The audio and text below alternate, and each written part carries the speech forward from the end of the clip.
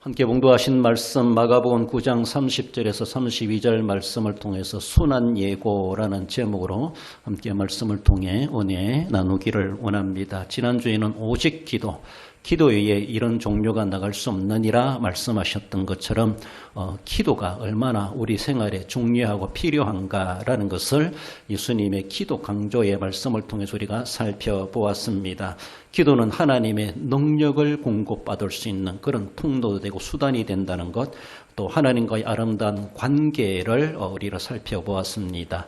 관계가 언짢으면 기도도 안 할 겁니다. 그런 관계가 돈독하다, 남다르다, 관계가 참 뜨겁다라고 하면은 하루가 멀다 하지 않고 보고 싶고 또 만나고 싶고 정말로 이것저것 시시콜콜한 이야기까지도 나누고 싶은 그런 우리의 모습인 것처럼 하나님하고도 마찬가지죠. 하루라도 만나지 않으면, 하루라도 말하지 않으면은 정말로 참을 수가 없을 만큼 그런 아름다운 관계를 우리 하나님과의 우리는 관계해 갈 수 있어야 할 것입니다. 그렇게 되어질 때 하나님도 팔이 안으로 굽는 하나님이시다라고 볼 때 그렇게 관계가 좋은 사람들에게 하나님이 남다른 은혜도 주시고 남다른 능력도 은사도 주시지 않겠는가라는 것을 우리는 늘 생각하며 정말로 하루아침에 뭔가 되겠다라고 생각하기보다 늘 하나님과 지속적인 돈독한 관계를 맺어가시고 그래서 하나님께 신뢰 인정받으시고 그래서 하나님이 주시고자 하시는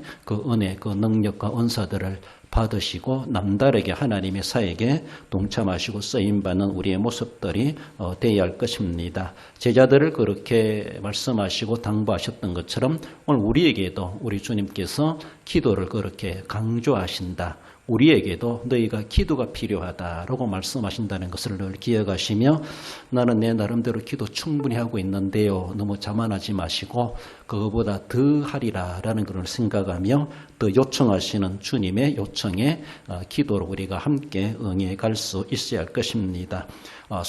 순환이라고 하는 것은 고난이죠. 예수님의 이제 대속의 제물이 되시기 위해서 이 땅에 오셨는데 그 고난 순환에 대해서 예수님께서 제자들에게 예고하셨습니다. 예고한다는 것은 고지한다 그러죠. 통보한다, 알린다. 더 나아가면 예언한다 이런 말이기도 한데 그렇습니다. 그렇게 구약시대도 하나님께서는 선지자를 통해서 예언하게 하셨습니다. 예고하셨습니다. 고지하셨습니다. 그래서 마리아에게는 수태고지 이런 말도 하죠. 이 고지란 말은 알려준다라는 것이죠. 일어날 일에 대해서. 예수님께서 순환에 대해서 제자들에게 고지하셨습니다. 순환고지 이렇게 말할 수가 있다. 수태고지, 순환고지, 부활고지, 성령강림고지, 재림고지 다 그 말이죠. 우리 주님께서 앞으로 일어날 일에 대해서 제자들에게 알려주시면서 지금 임박한 일에 대해서 무엇인가 이제는 순환에 대해서 고난받을 것이다에 대해서 제자들에게 예고해 주신 그렇게 고지하신 것을 볼 수가 있습니다. 한마디로 그것은 예수님만이 아니라 너희들도 그 고난이 닥칠 것을 생각하며 준비하도록 알리시는 것입니다. 그렇잖아요. 우리가 강구하잖아요. 강구는 앞으로 이런 일을 할 겁니다. 할 것입니다. 될 것입니다. 강구함으로 미리 준비하게 되는 것처럼 준비하지 못한 사람은 임박했을 때 준비 못한 대로 결과가 될 것입니다. 그러나 준비했다라면은 정말로 준비한 대로 환난이라 할지라도 유비무환이 될 것이고 그래서 잘 극복해낼 수가 있을 겁니다. 그런 모습에서 예수님 스스로도 준비하시지만은 제자들에게도 동력자, 사역자들이기 때문에 함께 준비 차원에서라도 미리 알려주신 그런 주님의 정보를 그들이 듣게 된 것을 봅니다. 순한 예고란 자에 주시는 말씀 먼저는 가르침을 받은 제자들을 봅니다. 31절에 보면은 이에 제자들을 가르치시며 또 인자가 사람들의 손에 넘겨져 죽임을 당하고 죽은 지 3일 만에 살아나리라. 본문의 말씀을 바라볼 때 무엇을 가르치셨습니까? 죽으실 것이다. 그리고 살아날 것이다. 이전에 예수님이 많은 씨 뿌리는 비유라든가 온갖 여러 가지 말씀들을 많이 가르치셨습니다. 그리고 들었습니다. 정말로 서기관들과 다르다라고 할 만큼 남다른 가르침의 그 은혜를 제자들도 많이 받고 듣고 그렇게 은혜를 누렸을 겁니다. 그런 가운데서 다른 일반 사람들에게 알려주지 않는 그 내용을 실제적으로 일어날 일에 대해서 제자들만이라고 할까요? 그들에게 있을 때 조용히 소문나지 않게 제자들에게 이 사실을 알려주시는 그런 내용의 본문의 말씀입니다. 예수님은 이제 사지 죽음의 장소 예루살렘으로 방향을 돌리셨습니다. 그래서 어떤 데서 보면은 예수님이 그 길로 가시면서 요단 동편으로 요단강을 건너서 동편에 가셨다가 잠시 쉬시면서 이제 예루살렘에 갈 것을 준비하시면서 예루살렘으로 한 걸음 한 걸음 다가가시면서 제자들에게 이 사실을 도중에서 알리시고 가르치시는 그런 과정이 아닌가 그렇게 봅니다. 어쩌면 소수의 여인들도 따랐을 것이다라고 볼 수 있는데 예수님이 가르치심의 그 대상은 어떤 12명의 제자들을 한정해서 아주 소박하게도 하고 아주 조용하게 그래서 그 가르치심의 모습이다라고 하는 것을 우리가 상상해 볼 수가 있습니다. 그 행보가 어디로 가셨던지 간에 아무튼 목적지는 예루살렘이었습니다. 그 예루살렘은 예수님의 죽음이 기다리고 있는 정말 이제 때가 되었고 이제 주님도 그 길을 피할 수가 없었고 이제는 안 가실 수가 없는 가셔야만 했던 그곳은 죽음을 기다리고 있는 한마디로 사지다라고 말할 수 있습니다. 죽음의 장소라는 것이죠. 그래서 예수님은 죽음을 향하여 뚜벅뚜벅 가시는 그 심정이 어떻겠는가 그 심정을 가지고 제자들에게 말씀을 알려주신 것이죠. 남들이 알지 못하고 남들에게 말하지 않는 그 내용, 실제적으로 일어날 사실에 대해서 앞으로 며칠 이후에 있을 일에 대해서 예수님은 무거운 마음이 아니었겠는가. 십자가를 앞두고 죽음을 향하여 나아가는 그 심령. 정말로 내가 며칠 있으면 죽는다라고 했을 때 생각해 보세요. 죄송합니다만은 사람은 진실하게 되어져 있어요.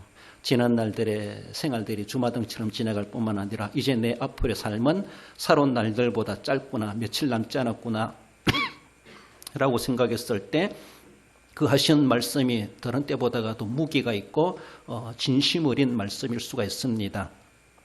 예수님은 그런 마음 가지고 제자들에게 알려줘야 되겠다 싶어서 알려주시고 그래서 그들에게 가르치셨다. 그 가르치심의 내용이 예수님의 고난에 대해서 더 나아가서는 부활까지도 그렇게 총괄해서 제자들에게 알려주셨던 것을 봅니다.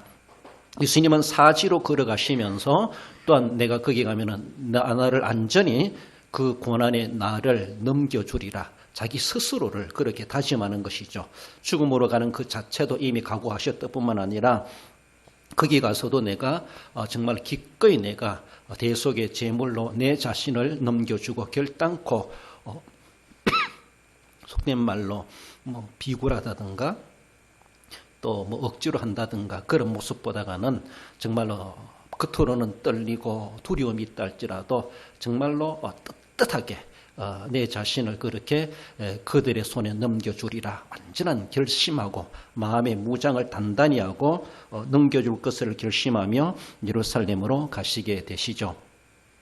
예수님도 하나님이시지만 인간입니다. 인간이기 때문에 이 마귀라는 존재로 바라볼 때 하나님을 이길 수 없지만은 인간을 이길 수 있는 능력을 가지고 있습니다. 마귀는. 그래서라도 예수님을 어떻게 하든지 이기려고 인간적으로도 이기려고 예수님의 사역 초기 40일 금식 기도한 이후부터 계속해서 지금 그때부터라도 예수님을 졸졸 따라다니면서 예수님의 허점을 이용하고 유대 종교 지도자들을 통해서 하든지 뭐 아무튼 어느 누구든지 간에 예수님의 말꼬리를 잡아가면서 어떻게 하든지 예수님을 무너뜨리려고 온갖 장난과 그렇게 일들을 걸어왔던 마귀라고 볼 수가 있습니다. 어쩌면은 죽음의 그 도래까지 시간까지 마귀는 계속 따라다닌 것은 아닌가라고 볼 수가 있죠.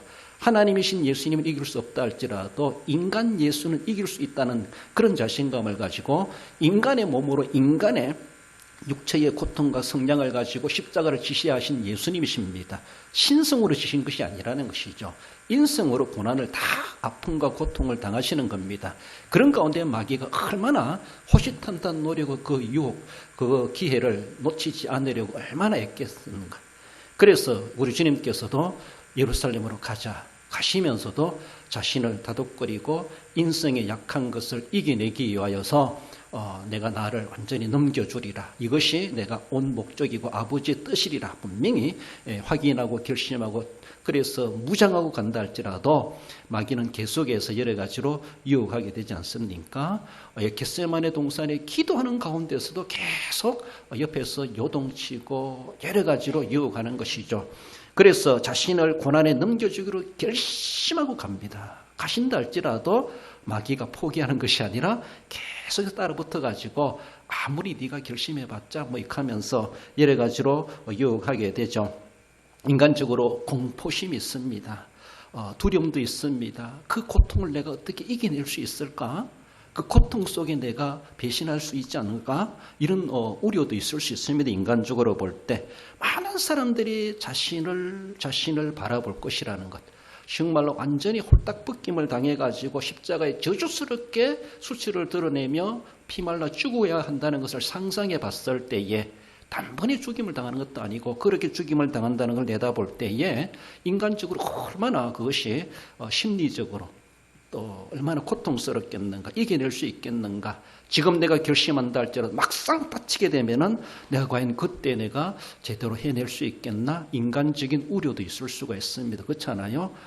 연습할 때는 잘 됐는데 현장에 오니까 안 된다 이러는 것처럼 막상 다치면은 정말로 나도 모르게 내가 어떤 소리 나올지, 어떤 말을 할지, 어떤 태도를 볼지도 나도 나를 모를 수 있는 그런 상황이 될 수가 있습니다. 그만큼 그렇게 수치와 멸시와 희롱과 온갖 욕설 그런 것들을 내가 들었을 때 거기에 내가 감정 변화가 없이 잘 이겨낼 수 있을까? 쉽지 않은 일이라고 볼 수 있습니다. 그때마다 마귀는 또 그 허점을 이용해 가지고 계속 유혹을 하게 되죠. 지금까지 예수님에 대한 이미지 다 끝나는 겁니다. 예수님에 대한 명예심, 예수님 명예심을 가지고 하신 것은 아니지만 예수님을 왕으로 그리고 위대한 분으로 많은 사람들이 추종했는데 명예심뿐만 아니라 이제는 처참하게 죽어야 된다는 것, 그것도 생각해 볼 때에 마귀가 충분히 예수님을 넘어뜨릴 만한 기회들은 수없이 많습니다. 그 건수들도 많이 있다는 것이죠. 그런 모습에서 예수님은 마음을 다 잡아먹죠. 다 잡아먹는다 할지라도 계속해서 마귀는 포기하지 않고 따라다니면서 유혹하여 넘어뜨리려고 하고 있다는 것. 예수님마저도 그렇게 넘어뜨리려고 했다라면 우리를 바라보는 마귀가 볼 때는 저 녀석은 식은 죽 먹기야 뭐 이렇게 생각하지 않겠습니까? 내가 뭐 네가 작정하고 기도해봐라. 금사님 기도한 것처럼 새해 뭔가 계획한다 할지라도 작심 3일 만에 만들다 작심 3일 안에 작심 3시간만 지나도 없는 것처럼 그렇게 되게 만들 수 있는 마귀에 충분한 유혹이 있을 수가 있고 그런 상황을 당할 수도 있습니다. 내가 계획했는데 며칠 지나고 보니까 그 못할 정도로 무슨 일이 터진다든가 생긴다든가 건강 이상이 있다든가 계획이 숲으로 돌아가 버리는 그런 일들도 있습니다. 굳이 마귀의 유혹과 시험이 영적인 일이 아니라 할지라도 우리 영적으로 뭔가 침체되게 만들고 새해 계획했던 것이 되지 못하게 실제적으로 열매 맺지 못하게 맺었다 할지라도 있기 전에 떨어지게 만드는 이런 유혹들이 계속해서 우리에게 도전해 오고 있다. 마귀가 예수님마저도 따라당기면서 끝까지 그렇게 참 껌딱지처럼 붙어가지고 예수님을 미혹하고 넘어뜨리려 했다라면은 우리를 바라보는 마귀는 얼마나 편안하게 생각하지 않겠는가. 편안하게 생각하지 않는 것이 아니라 우리도 정말로 나는 마귀와 싸운다라고 하며 자신의 어떤 인간적인 환경만이 아니라 이건 영적 싸움이다. 이런 개념 가지고 정말로 마음을 다 잡아먹고 한 해를 마무리하고 새해를 철저하게 계획하고 실천해 갈 수 있어야 돼요. 할 수 있으면은 계획한 거 있으면요 공유하세요. 그러면요 남 봐서라도 안 할 수가 없습니다. 그러니까 내가 좀 약해질 때 충고도 해주고 하는가 확인도 해주고 서로서로가 하면은 서로서로가 합력하여 마귀를 싸워 이겨낼 수 있는 또 힘이 될 수가 있지 않겠는가 그렇게 봅니다.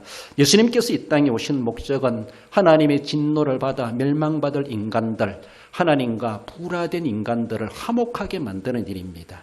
그렇게 되기 위해서는 화목 제물이 되셔야만 하는 거예요. 그러나 마귀는 화목 제물이 되지 못하게 하는 거예요. 예수님이 화목 제물이 되시면은 마귀는 끝장나는 거거든요. 자기의 모든 사업은 부도나고 마는 거예요. 그러니까 예수님 한 사람만 무너뜨리면 되기 때문에 가장 여러 가지 방법으로 다가오고 있죠. 예수님이 부활하셨다고 해서 끝난 것이 아니죠. 이제는 우리를 향하여서, 지상교회를 향하여서, 성도를 향하여서 이제 각계 전투에 가면서 각자에게 우리에게 지금도 영적인 싸움은 계속되고 있다라는 것을 우리는 생각해야 되죠. 그래서 하나님과 화목하게 하시려고 예수님께서는 화목 제물로 임박한 고난을 제자들에게 알려주고 있습니다. 그렇습니다.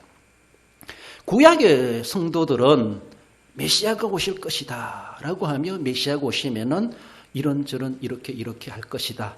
긍정적으로 볼 때 왕으로 오실 것이다 라고도 말을 하기도 하지만 이사야 선지자는 정말 도살장으로 끌려간 어린 양과도 같이 어리숙하게 쳐 죽임을 당할 것이다. 이런 내용도 있습니다. 이런 내용도 있어요. 상당히 극과 극이죠. 영광스러운 왕권을 가지고 오시는 메시아 상도 있지만은 그런 너무나도 무기력한 도살장으로 끌려가는 도살당하는 양과도 같은 제물이 될 것이다. 이렇게도 또 선지자는 예언한다라는 것입니다. 그래서 구약의 성도들은 먼 미래와도 같이 그래서 그렇게 될 것이다 라는 것에 대해서 그래서 메시아를 보내주셔서 메시아를 기다리는 것이 수백 년 어쩌면 수천 년이 지나간다고 볼 수가 있죠. 그것이 얼마나 그들의 기다림에 대한 참 지칠 정도의 그런 모습이 아니겠는가. 내 생애 동안 일어나겠는가.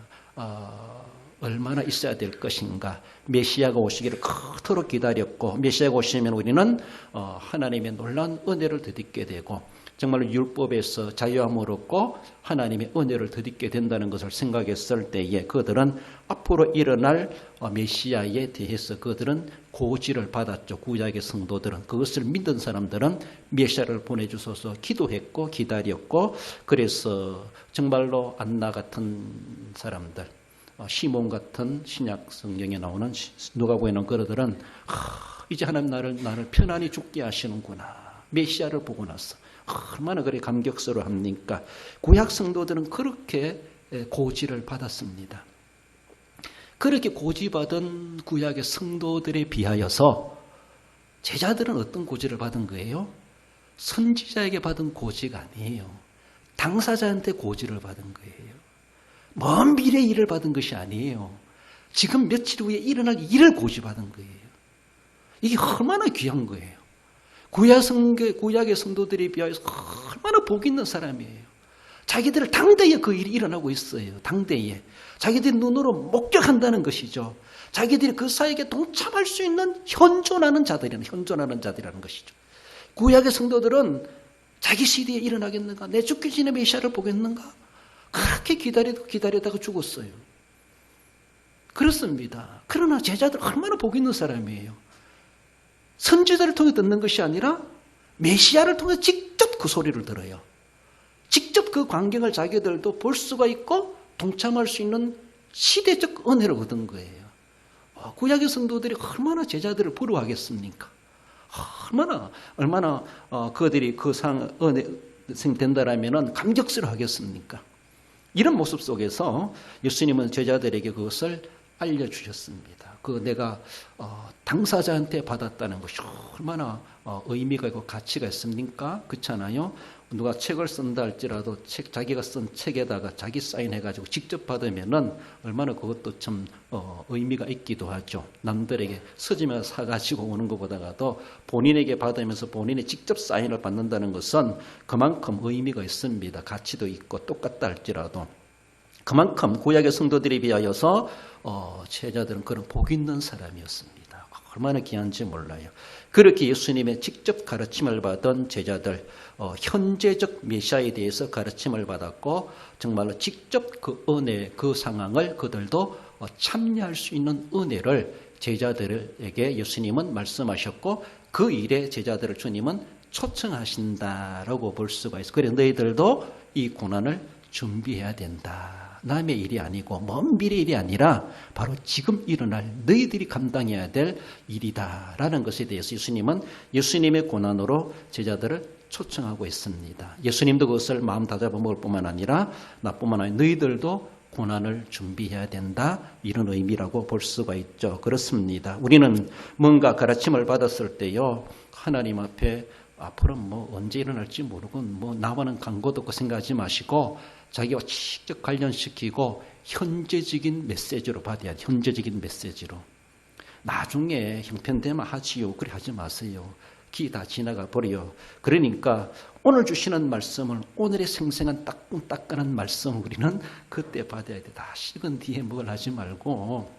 그러니까 지금도 오늘도 내게 실시간으로 오늘도 오늘 제자들에게 말씀하신 것처럼 지금도 주님은 나에게 그렇게 부르시고 계시고 나를 그 자리로 초청하고 계시는구나. 내가 그 그룹 안에 내가 들어갈 수 있었다는 것이, 내가 이 소식을, 이 정보를, 이 고지를 내가 받을 수 있었다는 것이 얼마나 복인가. 복으로 가치를 여기면은 복이 있는 겁니다. 아무런 똑같은데 그 말이 그 말씀인데요. 그러면 자기와 정말 간곳 없는 말씀이 되어버리고 맙니다. 그렇습니다. 에베소서 5장 17절에 그러므로 어리석은 자가 되지 말고 오직 주의 뜻이 무엇인가 이해하라. 주님의 뜻이 무엇인가? 데살로니가 교회인들처럼, 베레아 교인들처럼 생각하고 묵상하고 다시 펼쳐보고 되새김질하고 하나님의 뜻이 무엇인가? 그러면 내가 어떻게 하기를 원하시는 것인가? 여기에 대해서 거룩한 고민이 있어야 되죠. 그것이 이해하라는 것이죠. 그거 하지 않는 사람은 어리석은 자, 이름 어리석은 자 똑같습니다. 그러므로 똑같은 주시는 말씀을 통해서 은혜 받고 생활에 적용하고 그 은혜를 실제로 누리고 열매를 따는 사람이 있는가 하면은 남들 열매 거둘 때에 씨 뿌리지 않아서 구걸하는 사람이 되는 것처럼 빈손이 될 수밖에 없다라는 겁니다. 가르침을 받을 수 있는 기회가 주어지고 그때에 바르게 배운다는 것은 너무나 중요합니다. 바르게 배우고 익히고 기억하고 생활에 실제적으로 적용하는 자가 복된 자이다. 우리가 알지만 제자들은 이런 고지를, 이런 가르침을 받았음에도 불구하고 제대로 준비하지 못함으로 그 사역에서 배제되는 자들이 되지 않습니까? 주님이 배제시킨 것이 아니라 자기들 스스로가 도망가 버렸어요. 얼마나 어리석은 자인가. 그런 어리석은 자가 되지 않도록 하라라고 하시는 말씀. 똑같이 가르침을 받았음에도 불구하고 가르침을 받은 것을 제대로 활용하지 못함으로 결국은 배우나 마나하고 결과적인 모습에서 어리석은 자, 에베소서 말씀처럼 그런 결과가 되고야 만다라는 것을 말씀하십니다. 나아가서 순화의 예고는 이해하지 못한 제자들을 봅니다. 32절에 그러나 제자들은 이 말씀을 깨닫지 못하고 묻기도 두려워하더라. 주님께서는 예루살렘으로 가시면서 제자들에게 닥칠 일에 대해서 분명하게 말씀을 하셨고 어쩌면은 상세하게 자세하게 알려주셨다, 그렇게 볼 수가 있습니다. 주님의 말씀에 따르면은 예수님이 예루살렘에 가면은 그건 종교 중심적이기 때문에 대제사장들, 사실 대제사장은 한 사람인데 대제사장이 죽어야 세습제로 올라가는데 자기가 살아있으면서 나는 명예 은퇴한다라고 하며 명예 은퇴했어요. 그러면서 자기 사위를 가야바를 대제사장으로 후임자로 삼아가지고 그러다 보니까 대제사장들이란 말이 나와요. 두 사람이 생존하고 있기 때문에 원래는 종신직입니다. 그런데 자기가 이미 죽기 전에 내려놨어요. 그러면서 현직에서 물러나면서 자기 사위를 대제사장으로 임명하다 보니까 생존하고 있는 대제사장이 2명이기 때문에 대제사장들이란 말이 나오죠. 원래는 한 사람입니다. 아무튼 제사장들과 서기관들에게 넘겨지게 되었고 제사장들에게 끌려가면은 대제사장과 서기관들은 또 이방인의 손에 넘겨주리라. 그게 바로 로마죠. 로마. 자기들은 사법권이 없다 보니까 자기들이 잡아와가지고 이방인에게 넘겨주고 능욕을 당하고 침뱉임을 당하고 책찍질을 당하고 온갖 멸시천대 당하고 결국은 죽임을 당할 것이다.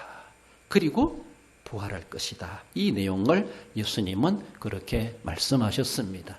진짜로 말씀하신 그 예고대로 주님은 그 절차대로 그렇게 예수님은 고난을 당하셨고 우리를 위해서 대속의 제물이 되셨고 말씀하신 대로 죽으셨다가 부활하신 것도 사실로 우리에게 알려지고 우리는 그 믿음을 가지고 있습니다. 그렇습니다. 그것을 믿는 것이 복음이고 그것이 바로 우리를 구원해 주시는 진정한 진리의 핵심이라는 것.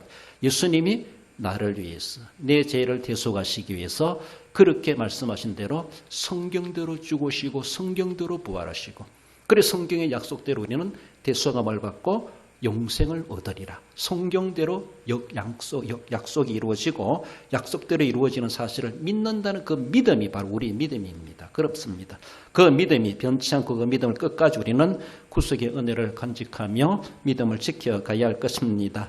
주님의 제자들인 그들이 이러한 구원의 진리 예수님이 하시는 말씀을 제대로 이해했을까라고 생각해 볼 때 결과적인 모습에서는 제대로 이해하지 못했다라고 판정될 수밖에 없습니다. 사실은 제대로 이해하지 못했고 이해가 잘 안 되면은 다시 물어야죠. 그렇지 않습니까? 우리는 왜 못 고쳤습니까? 물었잖아요. 이전에는 물었어요. 씨 뿌리는 비유가 예수님 말씀 그게 답니까? 라고 물었어요. 근데 오늘 본문에 보면요. 묻기도 두려워하였더라 이렇게 했어요. 진짜 물어야 될 내용에 대해서는 그들은 왜 안 물었을까? 이것도 마귀의 유혹이었을까? 왜 회피했을까? 이전의 가르침의 내용들은 이해 잘 안 되면은 조용히 한적한 곳에 있을 때 가르치셨어요. 제자들이 묻기도 했어요. 잘 이해 안 될 때는 그렇게 그런 건 묻고 자세하게 더 설명을 듣게 됐으면서도 오늘 본문의 내용에서 볼 때는 진짜로 알아야 될 것에 대해서는 그들이 왜 그렇게 묻기도 두려워했을까라고 성경은 그렇게 말씀하지 않습니까? 여러분들 같으면 왜 안 물었을 것 같아요? 제자들이. 듣긴 들었는데 엉터당터하는 말이기 때문에 가치도 없는 말이기 때문에 뭐 더 물을 것도 없다 이런 것도 있죠. 그렇잖아요. 그냥 해본 소리로 들었겠죠. 저 사람의 말은 다 허풍이야. 이렇게 될 때 누가 자세하게 물을 거 뭐 있어요. 그게 하는 소리겠지. 뭐 이렇게 지나가니까 무가치하게 얼토당토하는 이치 않는 소리니까 뭐 되물을 거 뭐 있습니까? 중요하지도 않게 얘기니까. 그렇지 않습니까? 왜 안 물었을 것 같아요? 그 사실을 알긴 아는데 인정하고 싶지 않았을까? 그리고 절대로 그렇게 되면 안 되기 때문에 예수님께 다시 묻는다는 것은 확답을 받는 거기 때문에 그걸 안 하고 싶었을까? 여러 가지. 여러분들 같으면 왜 안 물었을 것 같아요? 제자들은 결과적으로 안 물었어요. 묻기도 두려웠습니다. 왜 안 물었을까? 그 고난은 절대로 일어나면 안 되고 죽어도 일어나서 안 되고 생각할 수 없는 것. 절대로 있을 수 없는 일이기 때문에서라도 정말로 너무 가치 없는 말로 예수님이 뭐 저런 소리 하시나라고 하면서 그랬을까? 그러니까 두려워했다고 생각해 볼 때 어느 정도는 짐작을 하고 이해를 했을 것인데 인정하고 싶지 않았겠는가라고도 볼 수가 있습니다. 아무튼 결과적인 모습에서는 예수님께 대묻지를 않았고 예수님 입장에서는 저희들이 질문이 없으니까 이해 다 했겠구나 이렇게도 인간적으로 볼 때는 서성 입장에서는 이해할 수 있습니다. 그렇잖아요. 질문이 없으면 이해를 다 했기 때문에 질문 안 하기도 하고 전혀 내용도 모르기 때문에 질문도 못 합니다. 그래요. 뭔가 아는 사람은 어선풀이 알면 질문하게 되어 있습니다. 그러면 이렇지 않습니까? 뭐 이렇게 반문도 하게 되고 따지기도 하는데 제자들은 그런 말조차도 하기도 두려워했다라고 말해볼 때 어찌면 이미 이것도 마귀가 이 예수님의 제자들의 마음속에 지식에 대한 탐구, 진리에 대한 탐구력을 약화시켜버리고 눈을 어둡게 만들고 이전에 다른 가르침에 대해서는 그렇게 탐구력을 갖고 있었는데 그거는 별로 구원과 관련 없는 내용일 수도 있죠. 교훈의 말씀이니까. 그러니까 이 진리에 대한 핵심적인 복음에 대해서만큼은 마귀가 이미 배수진을 치고 있었지 않았겠는가? 그렇게 볼 수가 있습니다. 예수님뿐만 아니라 제자들까지도 이미 잡아삼키려고 하는 어떻게 보면은 이미 마귀의 손에 제자들이 이미 다 잡히고 있는 것은 아니었나라고도 볼 수가 있습니다. 예수님의 가르침에 대해서 직접 가르치는 진리의 말씀도 가장 측근 있는 제자들도 그런 일을 당했다면요. 죄송해요. 제가 설교하는 것에 대해서도 여러분들은 뭐 예수님이 설교해도 그런 결과가 나오는데 제가 설교하는 내용에 대해서 뭐 직접 예수님도 아니고 내가 사도 바울도 아니고 제가 설교하는 데에서 저거는 뭐 목사님 하는 소리고 목사니까 저 소리 하는 것이고 나와는 강권하는 말씀이고 그래 한번 생각해 보세요. 그러면요 이런 꼴이 나버리고 제 말씀으로 받으면은 제 말씀이 되는 거예요. 그러나 누구 입을 통해서 나오든 하나님의 말씀으로 받으면 하나님의 말씀이 되는 거예요. 그것이 과거 이야기를 하면 과거 이야기 되고 남의 얘기처럼 들으면 남의 이야기가 되는 것이고 어떤 말씀이라도 지금 주시는 저 입을 통해서 하나님이 주시는 내게 주시는 말씀이다. 쓴소리를 할지라도 지금 듣기에는 엉터장터하는 소리 같고 나와 강고 없는 말씀 같고 나와는 상관없는 말씀 같지만은 그 말씀을 정말로 귀담아 듣고 자기 마음속에 자기 말로 받는 하나님이 자기에게 주시는 말씀을 받는다면요 그 사람에게 개인적 은혜가 되지만은 예수님이 직접 가르치셔도 제자들은 못 받아들였어요. 예수님이 여기 설교하시면 여러분들 믿을 수 있겠습니까? 제자들이 그만한 믿음이 우리만큼 믿음이 없었겠는가? 온갖 경험까지 다 해봤던 기적의 초능력을 경험했던 제자들입니다. 그래도 이 진짜 진리에 대해서만큼은 그들은 한 걸음 나아가지를 못했어요. 좋은 소리는 좋은 줄 알았지. 칭찬 듣는 소리, 위해 주는 소리, 위로해 주는 소리는 은혜 받는 것 같고 뭐 그거죠. 얼마나 제자들도 편식해 왔겠는가. 예언에 대한 편식, 예수님의 말씀에 대한 종고 받아들이면서도 자기들의 이해력으로 바라볼 때 그것은 절대로 안 된다는 모습 속에서 마귀가 옆에서 자꾸 힌트 주는 대로 거기에 기울어져갔던 제자들이 이미 마귀의 장중에 잡힌 자들은 아니었겠는가라고 볼 수 있습니다.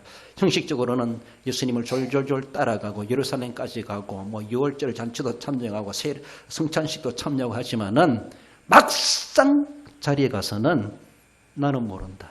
등 돌리고 다 도망쳐버리는 이런 모양새. 그렇습니다. 그것이 남 탓할 것이 아니라 그 제자의 뒷모습이 내 모습이 아닌가, 내가 그러게 될 것은 아닌가라고 생각해야 되죠. 마음 다 잡아먹어도 실제 닥치면은 못할 수가 있습니다. 연습 때는 잘 됐는데 실전에서 안 된다 이렇게 하는 것처럼 그러니까 그래서 훈련을 열심히 하는 거야. 한 번의 발표를 위해서 수십일 연습하고 반복적으로 연습해도 실전에 가면은 실수할 수 있고 문제가 생겨날 수가 있습니다. 그런 예상치 못한 문제들을 막아내기 위해서 이렇게도 연습해보고 저렇게도 연습해보고 그렇게 하지 않습니까? 그렇게 훈련을 해도 문제가 이겨내지 못하고 현장에서 문제가 발생해서 문제가 될 수가 있는 것처럼 우리가 대충 믿어서는 결코 안 된다는 겁니다. 예수님의 십자가의 고난이 많은 사람들의 죄를 대속하여 구원의 역사라는 진리에 대해서 우리는 분명히 깨닫고 믿으면서도 과연 내게 그런 고난이 닥쳐졌을 때 우리는 그 고난을 얼마나 진리를 믿는 믿음만큼이나 지켜가고 행동으로 삶으로 이어갈 수 있을까 우리는 한번 생각해 봐야 됩니다. 제자들이 왜 이해하지 못했을까? 저는 이런 생각해 봅니다. 메시아에 대한 오해가 있었다는 것이죠. 메시아에 대한 오해. 이걸 선행학습이라 이렇게 말할 수 있어요. 학문적인 그런 용어이기도 한데 선행학습은 이 일이 닥치기 전에 자기들이 미리 알고 있는 선이해, 선입견 이런 겁니다. 이것은 구약의 예언을 통해서 그들은 메시아 관을 갖게 돼 있어요. 그렇죠? 메시아 사상. 앞에서 말씀드린 것처럼 우리가 기다리는 메시아는 그런 고난받는 메시아가 아니라는 거예요. 이게 얼마나 편협한 생각입니까? 왕 중에 왕으로만 생각했던 메시아관. 이게 얼마나 오해입니까? 이것이 그들의 선입견이었고 선지식이었고 그들의 고정관념이었어요. 그들의 습관이고 간섭이었어요. 이것 때문에 실제적으로 닥쳤을 때는 우리가 원했던 메시아가 아닌데요. 못 받아들이는 거예요. 말씀드린 것처럼 이사야 선지자만 해도 처절한 죽음을 예언하지 않습니까? 왜 그거는 메시아로 안 보는데 그거는. 메시아가 자기들이 바라는 그런 왕 중의 왕으로만 생각하지 말고 정치적인 왕으로 생각하지 말고 진짜 메시아가 오셔서 무슨 일을 할 것인가를 예언서를 봤으면 본대로 제대로 믿어야 되지. 자기 입맛대로만 믿는 거예요. 자기 입맛대로만 좋은 것만 골라가지고 얼마나 이단 같은 소리, 이단 같은 자들이죠. 필요한 것만 뽑아가지고. 메시아관에 대해 잘못되어 있었기 때문에 진짜 메시아를 보고서도 만나서도 메시아 사역에 대해서 거부하는 것이죠. 이것이 제자들에게도 즉 유대인들이 다 그렇지 않았겠나 싶어요. 제자들의 잘못된 선행학습, 메시아에 대한 오해, 그렇죠? 더 나아가서는 직접 하신 말씀에 대해서도 못 믿었어. 선지자가 말이 아니라 예수님 당사자가 말씀하셨는데도 못 믿어요. 선지자의 말은 못 믿어도 본인의 말은 믿어야죠. 사람들은 그래요. 누가 카더라, 누가 하는데 내가 직접 해명해도 내 말을 안 듣고 누가 카더라는 말은 잘 들어, 잘 믿어. 얼마나 못 듣는지 몰라요. 본인에게 물어봐요, 본인에게. 본인이 말하는 건 안 믿고 떠드는 소리는 잘 믿어요. 지금 본인이 말씀하지 않습니까? 제자 선지자의 말도 거짓이 아니었지만은 그 소리에 대해서 오해가 있었다면, 그러나 직접 주시는 말씀이라면은 우리가 그동안 잘못 알고 있었네요. 이것도 깨달아야 되죠. 메시아관이 잘못되었었네요. 우리가 메시아는 그렇게 생각했는데 그것만이 아니었네요. 이런 것도 있네요. 수정해야 되는데 수정할 시간도 없었어. 제자들은 수정도 못하고 불어닥친 시험이 아니었나라고 볼 수 있죠. 계속 자신의 고정관념만 가지고 있어. 난 평생 그런 거 처음 봤다. 난 그런 절대로 받아들일 수 없다. 이것이 더 진리라, 진리. 자신의 고정관념, 자신의 생활 습관, 자신의 선입견, 자신의 세상적 경험. 이것이 얼마나 마귀가 써먹기 좋은 건지 몰라요. 몰라요. 난 그런 사람 처음 봤다. 그런 소리 한 번도 들어보지 않았다. 그렇죠. 계속 예언의 편식만 했기 때문에, 좋은 것만 받아들이고 좋은 것만 받기 때문에 본인이 직접 말해도 못 믿어. 본인이 직접 말해도. 그렇죠. 남이 이야기해도 믿어줘야 되는데 얼마나 안타까운, 앞에서 말씀드린 것처럼 어리석은 자가 되지 말라 했는데 어리석은 자가 되어버리고 많은 제자들. 주님의 뜻이 무엇인가 이해하라, 분별하라, 알아차리라 라고 하는데도 본인이 말씀하시는데도 못 믿어요. 여러분들, 누가 말하기 전에 성경이 뭐라고 말하는 걸 알아야 돼. 하나님이 무엇이라 말씀하시는가를 우리는 그것을 기준점으로 알고 중심을 알아야 되죠. 누가 카더라 하지 말고, 누가 목사가 그래 설교하더라 하지 말고, 베레아 성도들처럼, 데살로니가 성도들처럼 그러한가라고 살펴봐야 되죠. 그러니까 이해하지 못한 제자들의 결과는 이해하지 못한 결과대로 났어요. 얼마나 안타까운 모습인지. 디모데후서 3장 14절 읽어봅시다. 그러나 시작. 그러나 너는 배우고 확신한 일에 거하라. 할렐루야. 그렇습니다. 확신한 일이 무엇인가 설명하지 않아도 이해하실 줄 믿습니다. 그러므로 배우기를 열심히 하시고 확신한 일에 생활로 열매 맺는 보여주는 그 믿음을 보여주는 그런 우리의 삶, 그 일에 거하라 말씀하십니다. 말씀을 맺습니다. 읽어봅시다. 예수님이 순환의 현장 예루살렘을 향하시며 그 심정으로 가르치심을 제자들이 바르게 이해해야만 했던 것처럼 어떤 말씀이든지 배우고 확신에 거하여 주님의 사역에 참여하는 성도가 됩니다. 그렇습니다. 예수님은 죽음을 앞두고 정말 진심 어린 마음으로 제자들에게 말씀을 하는데도 제자들은 네가 높니, 뒤에 다음 주에 보겠지, 네가 높니 내가 높니 하면서 장난치며 예루살렘으로 가는 제자들, 얼마나 철부지한지, 상황도 시대도 구분도 못하고 있는, 예수님의 마음도 헤아리지 못하는 이런 철딱선이 없는 제자들의 모양새가 아니었겠는가. 그러다 보니까 준비도 못했고 얼떨결에 따라간다고 하지만 결국은 다 현장에서는 사라져버리는 그런 어리석은 자들이 되었다는 것을 우리는 교훈으로 삼아야 됩니다. 어떤 말씀이든지 배우고 확신에 거하여서 주님이 어떤 사역이라도 거기에서 도망가는 자, 등 돌리는 자, 배신한 자가 아니라 어떤 사역이라도 주님과 함께 사역에 참여해가는 복된 우리 성도 모두가 되시기를 주님의 이름으로 축원드립니다.